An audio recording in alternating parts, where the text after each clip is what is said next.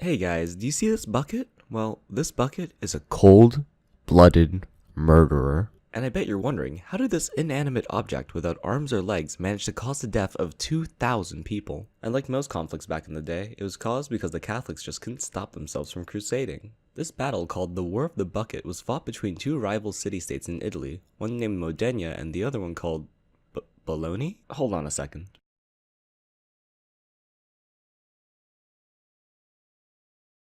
Bologna, We're gonna ignore the Modenas for a little bit and talk about the... Bologna, Okay, you can stop now.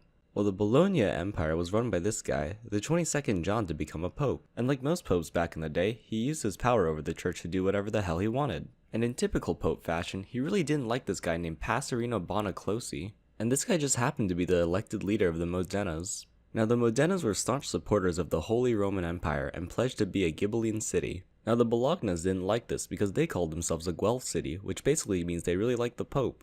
So the Bolognas were like, hey, how can we take over Modena without going to hell? So the Pope thought, hey, our city's full of really angry vagrants. Maybe they want to be a crusader for a day. So the Pope went up to his people and he was like, yo, dudes, do you see those guys over there? I'll let you take out your inner frustrations on them guilt-free, with the magical power of an indulgence.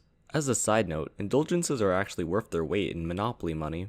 And that's because indulgences are basically just apologies to God. And if God forgives all, then the word of the Pope didn't really mean all that much. So go ahead and pillage any small city you see. Cause if you apologize to God afterwards, then everything's cool, don't worry about it. Anyways, so the people of Bologna were like, oh shit, bet dude. And they went over to the Modenas. They were like, hey, guys, this is ours now. Back off. So the people in Modena, obviously pissed about this, were like, hey, what's the pettiest way we could get revenge on these guys? So some Modenese soldiers snuck all the way to the center of Bologna and stole a bucket, and a few wheelbarrows to carry their massive balls home. The Bologna Empire was pretty embarrassed that they let these guys slip under the radar, and considering that was the only bucket in the entirety of Bologna, their bottled water industry crashed in what we now know as the Great Dehydration. Okay, not really. That bucket in reality had like $400 worth of gold in it. So the Bolognese, pissed that these guys risked their lives to steal a week of minimum wage, went up to the Modenas and were like, yo, give us our bucket back. So the Modenas, still pissed because the Bolognas raided their towns like a week ago, said no, and this argument lasted for like 5 hours with back and forth no yous from both sides. After 1,000 no yous were said between both nations, the Bolognese eventually got a sore throat, and they were like, you know what? Alright, screw it, we're going to war. And the Bolognese were pretty confident about their ability to win the war, because they had like 5 times as many troops as the Modenas. And then they lost.